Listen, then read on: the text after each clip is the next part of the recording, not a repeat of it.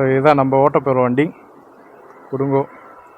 இதோட சாவி இதுதான். ஸோ இது வந்து இங்கே பார்த்தீங்களா, இதில் வந்து RFID இருக்குது. ஸோ இது நீங்கள் பக்கத்தில் எடுத்துகிட்டு போயிட்டு நீங்கள் ஆன் பண்ணாலே இது ஆன் ஆகிடும். ஆன் ஆகிடுச்சு பார்த்தீங்களா. ஜஸ்ட்டு நீங்கள் வந்து பேக்கெட்டில் வச்சுக்க வேண்டியதுதான். இங்கே எல்லாமே இன்ஸ்ட்ரக்ஷன் கொடுத்துருக்கு பாருங்க. சைட் ஸ்டாண்ட் எடுங்க. ஓகே, சைட் ஸ்டாண்ட் எடுங்க. சைட் ஸ்டாண்ட் எடுத்தாச்சு. அடுத்தது என்ன சொல்லுது, மோட்டர் ஆன் பண்ணோம். மோட்டர் ஆன் பண்ணியாச்சு.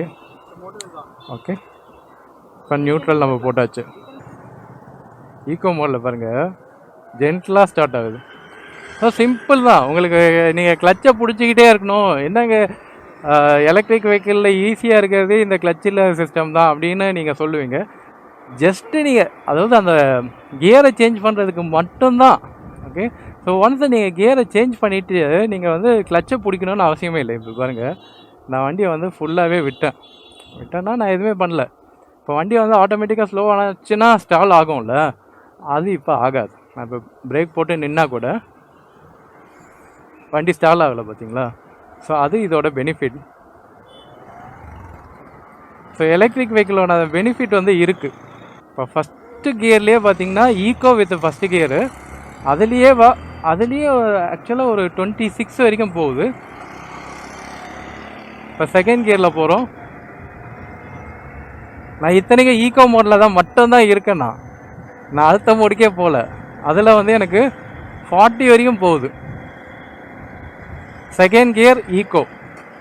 இப்போ நான் தேர்ட் கியர் போகிறேன். வண்டியில் எந்த விதமான அலுங்கல் குலுங்கல் எதுவுமே இல்லை. பிரேக்கிங் ஃப்ரண்ட் பிரேக் வந்து கொஞ்சம் ரொம்ப ஷார்ப்பாக இருக்குது. அப்படி போட்டவனே நல்லாவே புல் பண்ணுது. ஆனால் ரொம்ப கிறிஸ்பியாக இருக்குது, ஷார்ப்பாக இருக்குது. இப்போ நான் தேர்ட் கியரில் இருந்தேன்னா, தேர்ட் கியரில் இருந்துட்டு நான் உடனடியாக ஆக்டிவேட் பண்ணோன்னா அது அந்த இடத்துல வந்து இன்னும் கொஞ்சம் பவர் லாஸ் இருக்கிற மாதிரி இருக்கும். ஆனால் அப்போ நீங்கள் கியர் ஷிஃப்ட் பண்ணிவிட்டு செகண்ட் கியர் போட்டுட்டு டவுன் ஷிஃப்ட் பண்ணிட்டு நீங்கள் போக வேண்டியது தான்.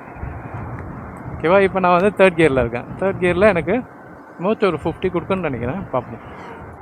அதுதான் இதோட ஈகோ மோட்லேயே பார்த்தீங்கன்னா நீங்கள் வந்து ஒரு 60 வரைக்கும் தான் ப்ளே பண்ண முடியும்.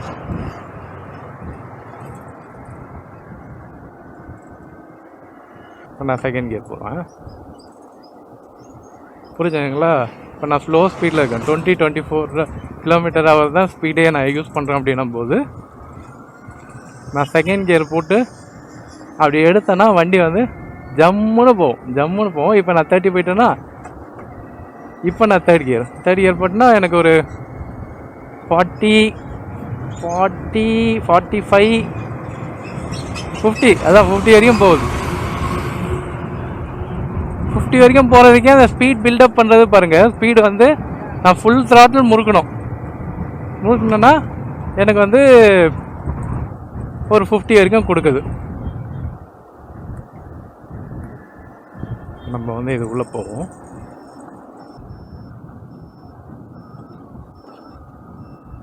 இப்போ நம்ம ட்ரை பண்ணலாமா. அது ஆக்சுவலாக நான் செகண்டு போட்டு நான் ட்ரை பண்ணியிருக்கணும். வண்டி லைட்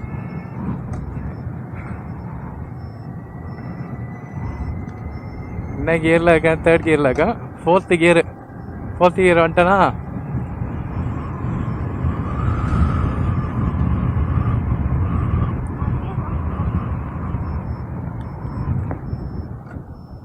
ஸ்பீட் பிரம்ஸில் நான் தேர்ட் கியரில் நான் ஷிஃப்ட்டை டவுன் பண்ணேன்னா. இதை நீங்கள் ஒரு எலக்ட்ரிக் பைக்காக நீங்கள் யூஸ் பண்ணாமல் நார்மல் ஒரு ஸ்ப்ளெண்டர் யூஸ் பண்ணுற மாதிரியோ இல்லை நார்மல் நீங்கள் வந்து ஒரு யமா பைக் யூஸ் பண்ணுற மாதிரி தான் இருக்கும் இந்த வண்டி யூஸ் பண்ணுறதுக்கு. மோட்டார் சவுண்ட் அப்படின்னு எதுவுமே இல்லை, சின்ன வைனிங் சவுண்டு. அது வந்து உங்களுக்கு வந்து ஒரு ஃபஸ்ட்டு செகண்ட் கியரில் மட்டும்தான் கேட்குது. தேர்ட் கியரே பார்த்திங்கன்னா கரெக்டான இதில் இருக்குது. இப்போ மோஸ்ட்லி சிட்டிக்குள்ளே நீங்கள் ஓட்டுறீங்கன்னா தேர்ட் கியர்லேயே நீங்கள் யூஸ் பண்ணலாம். சவுண்டு கேட்குதுங்களா, சவுண்ட் கேட்குது பாருங்கள், சவுண்ட் கேட்குது.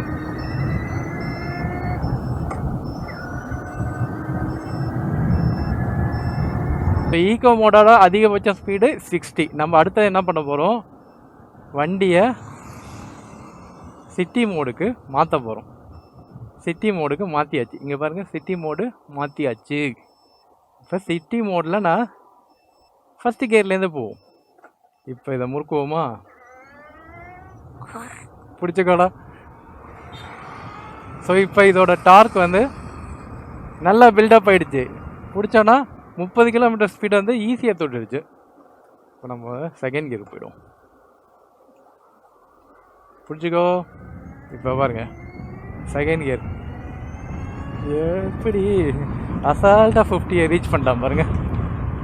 ஸோ சிட்டி மோடு உங்களுக்கு இன்னும் கொஞ்சம் நல்லா ஒரு 150 சிசிக்கும் அபவ் இருக்கிற வண்டி ஓட்டுற மாதிரி தான் இருக்குது. ஒரு 160 சிசி வண்டி ஓட்டுற மாதிரி இருக்கும். உங்களுக்கு நல்ல டார்க் இருக்கும், நல்ல டார்க்கு, ஹெவியான டார்க்கு. அதே மாதிரி நீங்கள் இந்த வண்டியில் கிளச் அமுத்திட்டு தான் பிரேக் போடணுன்னு இல்லை, எனி டைம் எப்போ வேணாலும் பிரேக் போட்டுக்கலாம்.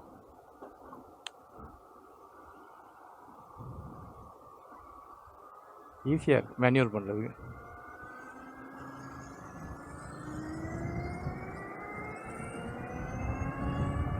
ஐயோ என்ன சீருதா சாமி.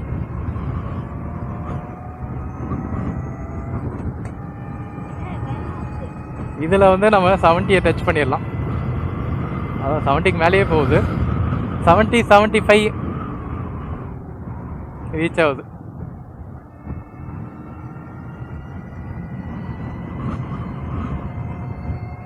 என்ன ஸ்பீடாக போகுது பாருங்க. 70, 75, 76 அதான் 80 வரைக்கும் டாப் ஸ்பீடு. நெக்ஸ்ட் மோடு வந்து இன்னும் கொஞ்சம் அக்ரெசிவாக இருக்கும். நம்ம அவ்வளோ ஸ்பீடு இங்கே செக் பண்ண வேணாம். நான் நெக்ஸ்ட் மோடு வந்து நான் உங்களுக்கு காட்டுறேன். ஆனால் பையனை இங்கே இறக்கி விட்டு காமிக்கிறேன்.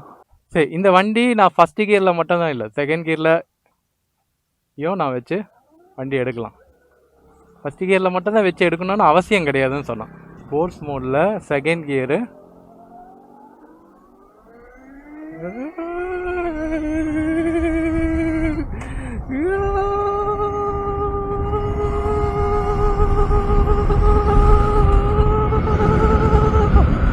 பிரேக் பிடிக்கலாமா?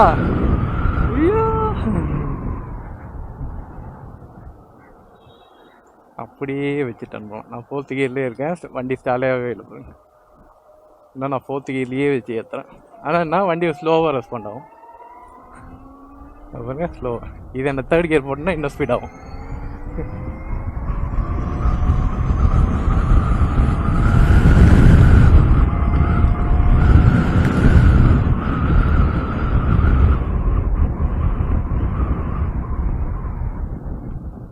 இப்போ நம்ம ரிவர்ஸ் பண்ணோன்னா இதை எடுத்து பார்க் அசிஸ்ட் மோடு இருக்கா, இந்த 2 லைட் எரியுது பாருங்கள். இப்போ நான் காலைல தானே பண்ணேன். இப்போ நான் இது பண்ணேன்னா ஒரு 3 கிலோமீட்டர் ஸ்பீடில் ரிவர்ஸ் ஆகுது. நான் இதில் ஃபார்வேர்டும் பண்ணலாம். இப்போ ஃபார்வேர்டுக்கா அதே 3 கிலோமீட்டர் ஸ்பீடில் ஃபார்வேர்ட் ஆகும். இது ஜஸ்ட் பார்க்கிங் பண்ணுறதுக்கு இதை யூஸ் பண்ணிக்கோங்க அப்படின்றாங்க. ஃபார்வேர்ட் அண்ட் ரிவர்ஸ் வந்து இதுலேயே நம்ம பண்ணிக்கலாம். நம்ம ட்ரைவ் மோடே இப்போ போல்.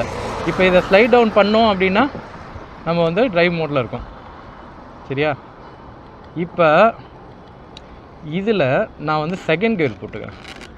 First gear neutral, second gear இங்கே நியூட்ரலுக்கு, சென்டர் 1க்கும் 2க்கும் நடுவில் நியூட்ரலுக்கு. இப்போ இதோட பிக்கப் பாருங்கள். இப்போ நம்ம ஈகோ மோடில் இதோட பிக்கப் எப்படி இருக்குன்னு. ஸோ உங்களுக்கு இந்த வியூவில் இதோட பிக்கப் இப்போ நம்ம இங்கே சிக்னல் இருக்குன்னு வச்சுக்கோங்களேன். இப்போ ஈகோ மோடில் போட்டு நீங்கள் எடுக்கிறீங்க.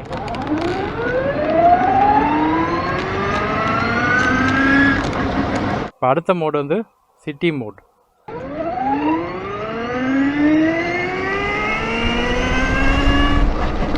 எப்படி? இப்போ நம்ம ஸ்போர்ட்ஸ் மோட் போவோம்.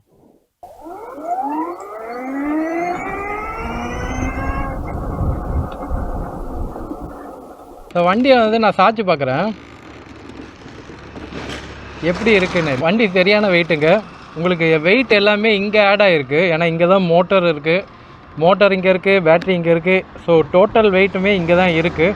ஸோ கண்டிப்பாக ஃப்ரண்ட்டில் பார்த்திங்கன்னா நல்ல வெயிட் இருக்குது பேக்கோட கம்பேர் பண்ணும்போது.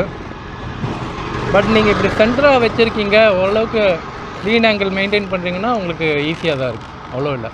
பட் ரொம்ப கீழே போச்சுன்னா இன்கேஸ் ஏதாச்சும் நீங்கள் ஆக்சிடெண்ட் மாதிரி இடிச்சிட்டிங்க அப்படின்னும் போது உங்களுக்கு கொஞ்சம் இந்த வண்டியை பேலன்ஸ் பண்ணுறது கொஞ்சம் கஷ்டமாக இருக்கும்.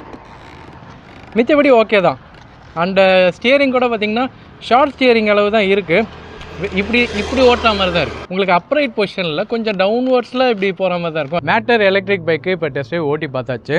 ஸோ கண்டிப்பாக சொல்கிறேன், எலக்ட்ரிக் வெஹிக்கிள் செக்மெண்ட்லேயே இது ஒரு டிஃப்ரெண்ட்டான வெஹிக்கிளுங்க. டிஃப்ரெண்ட்டு. இந்த மாதிரி ஒரு வெஹிக்கிளை நீங்கள் வந்து ஓட்டியே இருக்க மாட்டீங்க. ஒரு எலக்ட்ரிக் வெஹிக்கிளும் அண்டு நார்மலாக இருக்கிற ஐஸ் வெஹிக்கிளும் வந்து கம்பைன் பண்ண மாதிரி ஒரு வெஹிக்கிளை வந்து இவங்க க்ரியேட் பண்ணியிருக்காங்க. ஸோ கண்டிப்பாக ஒரு டிஃப்ரெண்ட்டான வெஹிக்கிள். கியர் வச்ச எலக்ட்ரிக் வெஹிக்கிள் நீங்கள் ஓட்டணும் அப்படின்னா கண்டிப்பாக டெஸ்ட் ட்ரைவ் பண்ணி பாருங்கள். நான் ஓட்டின வரைக்கும் என்னோடய அனுபவத்தை சொல்கிறேன். வண்டி ஓட்டின வரைக்கும் இதோட மெயின் அனுபவம் என்ன அப்படின்னா கியர் ஷிஃப்ட்டு. ஸோ ஒரு எலக்ட்ரிக் வெஹிக்கிளில் கியர் ஷிஃப்ட் பண்ணுறோம் அப்படின்றதே அந்த ப்ராசஸ் பண்ணுறதுக்கு கொஞ்சம் டைம் எடுத்தது. ஏன்னா நம்ம ட்ரெடிஷ்னலாக ஒரு பெட்ரோல் பைக்கை ஓட்டும் போது கிளச்சை பிடிச்சிக்கிட்டே இருப்போம். ஸோ நம்ம வந்து கிளச்சை விட்டால் ஸ்டால் ஆகிடும். ஸோ அந்த பிரச்சனை எதுவுமே வந்து இந்த வண்டியில் கிடையாது. ஸோ அது ஒரு நல்ல விஷயமா. அது நீங்கள் எந்த கியரில் வேணாலும் போட்டு எந்த கியரில் வேணாலும் எடுக்கலாம். ஆனால் என்னென்னா நீங்கள் எந்த கியரில் எப்படி யூஸ் பண்ணுறீங்களோ அதுக்கேற்ற மாதிரி தான் உங்களுக்கு மைலேஜ் வரும். ஸோ இப்போ நீங்கள் வந்து ஹை கியர்ஸை போட்டுட்டு நீங்கள் காட்டிட்டு நீங்கள் எடுக்கிறீங்க அப்படின்னா வண்டி வந்து கொஞ்சம் திறனாமல் தான் இருக்கும். வண்டி வந்து டக்குன்னு ஸ்பீட் பில்டப் பண்ணாது. ஸோ நீங்கள் கரெக்டான கியர்ஸில் போட்டு நீங்கள் கரெக்டாக வண்டியை ஓட்டுறீங்க அப்படின்னும் போது வண்டியை வந்து கரெக்டாக பெர்ஃபார்ம் பண்ணும். நீங்கள் கேட்ட அந்த மைலேஜுமே நல்லா வரும். ஸோ இதில் வந்து 4 கியர் சிஸ்டம் 3 மோடு கொடுத்துருக்காங்க. ஸோ 4 கியருமே பார்த்திங்கன்னா எக்ஸாக்டாக நீங்கள் கியர் வண்டியில் எப்படி ஓட்டுவீங்களோ அது மாதிரி தான் உங்களுக்கு கியர் உங்களுக்கு அப் ஷிஃப்ட் ஆகுது, டவுன் ஷிஃப்ட் ஆகுது, எல்லாமே வந்து ஸ்மூத்தாக இருக்குது. எங்கேயுமே வந்து கியரை லாக் ஆகிறது அந்த பிரச்சனையே இல்லை. எல்லாமே நல்லா இருந்தது. வண்டி வந்து நீங்கள் இப்போ ஈகோ மோடில் ஓட்டுறீங்க, சிட்டி மோடில் ஓட்டுறீங்க, இல்லை ஸ்போர்ட்ஸ் மோடில் ஓட்டுறீங்கன்னா அதுக்கேற்ற மாதிரி தான் உங்களுக்கு பெர்ஃபார்மன்ஸாக டிசைன் பண்ணியிருக்காங்க. இப்போ நார்மல் நீங்கள் சிட்டி பர்பஸுக்கு யூஸ் பண்ண போகிறீங்க அப்படின்னா ஈகோ மோடே போதுமான அளவு இருக்குது. நீங்கள் வந்து 60 கிலோமீட்டர் ஸ்பீடில் ஈகோ மோடில் ஜாலியாக போகலாம். ஆனால் என்னென்னா ரொம்ப லீனியராக தான் உங்களுக்கு ஸ்பீட் பில்டப் ஆகும். இப்போ நீங்கள் ஃபஸ்ட்டு கியரே நீங்கள் அந்த பிக்கப் பார்த்தீங்களா, ஃபஸ்ட்டு கியர் பிக்கப் ஆகிறதே பார்த்தீங்கன்னா லீனியராக தான் பிக்கப் ஆகும். செகண்ட் கியர் தேர்ட் கியர்லாம் போகும்போது அது மோஸ்ட் ஒரு 60 கிலோமீட்டர் ரீச் பண்ணுறதுக்கு அப்படியே ஒரு டைம் எடுத்து தான் போகும். நீங்கள் வந்து அடுத்த சிட்டி மோடு போகும்போது சிட்டி மோடில் வந்து உங்களுக்கு பர்ஃபெக்டாக இருக்குது. உங்களுக்கு பெர்ஃபார்மன்ஸாக நல்லா இருக்குது. ஒரு செகண்ட் கியர்லலாம் நம்ம போகும்போது வண்டி அப்படியே நல்லா குயிக்காக ஆக்சலரேஷன் இருக்குது. டாப் ஸ்பீடு வந்து 80 கிலோமீட்டர் வரைக்கும் நீங்கள் ரீச் பண்ணிடலாம், ஈஸியாக ரீச் பண்ணிடலாம். நீங்கள் அடுத்தது பார்த்திங்கன்னா அக்ரெசிவ் மோடு, அது வந்து ஸ்போர்ட்ஸ் மோடு. ஹைவேஸில் நீங்கள் ஓட்டுறீங்க, நீங்கள் வந்து ப்ளைனாக இருக்குது, நீங்கள் ரோட்டில் யாருமே இல்லை, நீங்கள் மட்டும்தான் இருக்கீங்க, வண்டியை வந்து ஈஸியாக நீங்கள் வந்து அப்படியே டாப் ஸ்பீடு ஒரு 100 கிலோமீட்டர் ஸ்பீடில் போகணும் அப்படின்னா நீங்கள் வந்து ஸ்போர்ட்ஸ் மோடு யூஸ் பண்ணலாம். ஸ்போர்ட்ஸ் மோடு மோஸ்ட்லி சிட்டிக்கு வந்து அந்தளவுக்கு நல்லா இருக்காது. உங்களுக்கு அக்ரெஷன் அந்த எலக்ட்ரிக் மோட்டரோட அந்த 11 கிலோவாட்ஸோட பீக் பவரும் உங்களுக்கு தெரியும். அதனால் உங்களுக்கு ஓட்டுறது கொஞ்சம் சிட்டி மோடு உங்களுக்கு கன்வீனியண்ட்டாக இருக்கும். ஈகோ மோடு வந்து ரொம்ப கொஞ்சம் லெத்தாஜக்காக இருக்கும், பட் உங்களுக்கு மைலேஜ் இருக்கும். ஸோ இதோட மைலேஜ் ஃபிகர் அப்படின்னு பார்க்கும்போது உங்களுக்கு ஈகோ மோடில் ஓட்டினீங்கன்னா ஒரு 150 கிலோமீட்டர் நீங்கள் வந்து மைலேஜ் எடுக்கலாம். டெய்லி சிட்டி பர்பஸுக்கு நீங்கள் யூஸ் பண்ணுறீங்க அப்படின்னா. இப்போ சிட்டியும் ஈக்கோவும் கம்பைன் பண்ணி நீங்கள் கரெக்டான கியர் ரேஷியோவில் நீங்கள் ஓட்டுறீங்க அப்படின்னும் போது உங்களுக்கு வந்து மைலேஜ் வந்து உங்களுக்கு ஒரு 120லேருந்து 130 வரைக்கும் உங்களுக்கு மைலேஜ் ஆவரேஜாக வரும். இதுதான் உங்களுக்கு ரியல் உங்களுக்கு ஆவரேஜாக வர இது. ஏன்னா நீங்கள் ஈக்குவலியே ஓட்டவும் முடியாது, சிட்டியை கம்பைன் பண்ணி தான் ஓட்டுவீங்க அப்படின்போது ஒரு 120லேருந்து 130 சாலிடாக உங்களுக்கு இந்த 5 கிலோவாட் பேட்டரியிலேருந்து கிடைக்கும். சஸ்பென்ஷனை பொறுத்த வரைக்கும் இது கம்ப்யூட்டர் செக்மெண்ட்டுக்குன்னே டிசைன் பண்ணதுனால உங்களுக்கு சஸ்பென்ஷன் நல்லா சாஃப்டாக கரெக்டாக குஷனிங்காக இருக்குது. அண்ட் ஸ்பீட் பில்டப் பண்ணும்போது ஒரு லைட்டாக ஸ்டிஃப்னஸ் இருக்குது. ஆனால் இது வந்து மோஸ்ட்லி சாஃப்ட்வேர் சைடில் தான் சஸ்பென்ஷனை டியூன் பண்ணியிருக்காங்க. நல்லா இருக்குது. சஸ்பென்ஷனில் வந்து எந்த விதமான ஒரு ஹிப் பெயின் வர்றதோ அதெல்லாம் இப்போ தெரியல. போக எப்படி இருக்கும் அப்படின்றது யூசர் ரைட் ரிவ்யூவில் தான் நமக்கு தெரியும். பிரேக் வந்து அருமையாக இருக்குது. நீங்கள் ஃப்ரண்ட் பிரேக்குமே தனியாக நீங்கள் அப்ளை பண்ணும்போது கூட எங்கேயுமே ஸ்கிட் ஆகல. வண்டி வந்து கரெக்டாக இருக்குது. வண்டி வந்து ரொம்ப ஷார்ப்பாக பிரேக்கிங் இருக்குது. 2 பிரேக்குமே நல்லா இருக்குது. ரியர் பிரேக்கும் நல்லா இருக்குது, உங்களுக்கு ஃப்ரண்ட் பிரேக்குமே நல்லா இருக்குது. ரெண்டுத்துலேயுமே டிஸ்க் பிரேக் கொடுத்துருக்காங்க. ரெண்டுமே ஷார்ப்பாக இருக்குது அப்படின்னு சொல்லலாம். ஸோ இந்த வண்டியோட வாரண்டியை பொறுத்த வரைக்கும் உங்களுக்கு ஸ்டாண்டர்டாக 3 இயர்ஸ் உங்களுக்கு 45,000 கிலோமீட்டர் உங்களுக்கு வாரண்டி கவரேஜ் பண்ணுறாங்க. ஸோ இந்த 3 இயர்ஸ் 45,000 வந்து இந்த வண்டியோட ஹோல் பார்ட் எல்லாம் இன்க்ளூடிங் சார்ஜரோட எல்லாம் மோட்டர் எல்லாமே வந்து உங்களுக்கு 3 இயர்ஸ் 45,000க்கு ஸ்டாண்டர்ட் வாரண்டி உங்களுக்கு கவர் ஆகுது. பேட்டரிக்கு மட்டும் உங்களுக்கு லைஃப் டைம் வாரண்ட்டி வருது. Life time with unlimited kilometre. ஏன்னா இது வந்து லிக்யூட் கூலண்ட் பேட்டரி. இந்த பேட்டரிக்கு முதல் வாட்டியாக 2 வீலரில் உங்களுக்கு அன்லிமிட்டெட் கிலோமீட்டரோட லைஃப் டைம் வாரண்ட்டி கொடுத்துருக்காங்க, விச் இஸ் சூப்பரில். ஸோ எந்த வண்டியிலையும் இது வரைக்கும் கொடுக்கல. இது வந்து ஒரு முக்கியமான விஷயம். இதில் நீங்கள் பார்க்க வேண்டியது உங்களுக்கு அன்லிமிட்டெட் கிலோமீட்டர், உங்களுக்கு லைஃப் டைம்னா உங்களுக்கு 15 இயர்ஸ் பேட்டரி வாரண்ட்டி கொடுக்குறாங்க. இந்த 15 இயர்ஸில் வந்து ஃபஸ்ட்டு 3 இயர்ஸில் 85%க்கு கீழே உங்களுக்கு வந்து SOH, அதாவது ஸ்டேட் ஆஃப் ஹெல்த்னு சொல்கிறாங்களா, அது வந்து உங்களுக்கு கம்மி ஆகிடுச்சுன்னா உங்களுக்கு ரீப்ளேஸ்மெண்ட் பண்ணி கொடுப்பாங்க. 85%க்கு கீழே இருந்ததுன்னா. நீங்கள் 3 இயர்ஸ்க்கு அப்புறம் உங்களுக்கு 70%க்கு கீழே இருந்ததுன்னா உங்களுக்கு வந்து பேட்டரி ரீப்ளேஸ்மெண்ட்டு ஆர் ரிப்பேர் பண்ணி கொடுப்பாங்க. இதில் நான் அவங்ககிட்ட கேட்டது என்னென்னா, ஒரு இன்ட்ரெஸ்டிங்கான பகுதி. இப்போ நார்மலாக கார்லலாம் பார்த்தீங்கன்னா ஒரு 3-4 வருஷத்துக்கு அப்புறம் பேட்டரியை வந்து ரீப்ளேஸ்மெண்ட்டோ இல்லை நீங்கள் எலக்ட்ரிக் ஸ்கூட்டரே எடுத்துக்கிட்டாலோ உங்களுக்கு பேட்டரி ரிப்பேர் பண்ணி கொடுப்பாங்க. ஆனால் SOH வந்து 70% மெயின்டைன் பண்ணி தருவாங்க. 70% அபோவ் மட்டும் மெயின்டைன் பண்ணி தருவேன் அப்படின்னு சொல்கிறாங்க. ஆனால் இந்த வண்டியில் இவங்க என்ன சொல்கிறாங்கன்னா, உங்களுக்கு 100% வரைக்கும் உங்களுக்கு SOH வந்து மெயின்டைன் பண்ணி தரதாக சொல்கிறாங்க. இன்கேஸ் ஆஃப் ரீப்ளேஸ்மெண்ட்டு நீங்கள் வந்து பேட்ரி ஏதாவது ப்ராப்ளம் ஆகிடுச்சு அப்படின்னு ரீப்ளேஸ்மெண்ட் பண்ணும்போது உங்களுக்கு அகெயின் ஒரு புது பேட்டரி அளவுக்கு உங்களுக்கு எஃபிஷியன்சியோட பேட்டரியை ரீப்ளேஸ் பண்ணி கொடுக்குறாங்க. இதோட ப்ரைஸ் என்ன அப்படின்னு கேட்கும்போது இப்போ ஆஃபர் ப்ரைஸ் போயிட்டு இருக்குது. ஆஃபர் ப்ரைஸில் நீங்கள் அமேசானில் இந்த 5000+ சீரீஸ் நீங்கள் வாங்குறீங்க அப்படின்னா 1,87,000 rupees இதோட ப்ரைஸ் வருதுங்க. இதுவே நீங்கள் அதிகம்னு பார்க்காதீங்க. இப்போ நீங்கள் வாங்கினா தான் இதை நீங்கள் ஆஃபர் முடிஞ்சதுக்கப்புறம் நீங்கள் வாங்குறீங்க அப்படின்னா 2 lakh கிட்ட போய்டும் அப்படின்னு சொல்கிறாங்க. எக்ஸ்ஷோரூம் ப்ரைஸே 1,93,000. இப்போ அமேசான் ஆஃபரில் 1,67,000 கிட்ட உங்களுக்கு வந்து அமேசான் ஆஃபரில் வருது எக்ஸ்ஷோரூம் ப்ரைஸு. அதனால் 1,87,000 இன்க்ளூடிங் எல்லாம் உங்களுக்கு இதோட ஆக்சசரிஸு, இன்சூரன்ஸு, ரோட் டேக்ஸு எல்லாம் சேர்த்து உங்களுக்கு 1,87,000 rupees வருது இப்போ. ஸோ கண்டிப்பாக ஒரு இன்ட்ரெஸ்டிங்கான வண்டி, கண்டிப்பாக ஓட்டி பாருங்கள். ஐடி செக்மெண்ட் தெரியும்ல, எல்காட் டிவிஷன் பக்கத்தில் தான் இருக்குது, பெரும்பாக்கம் ரோட்டில் இருக்குது.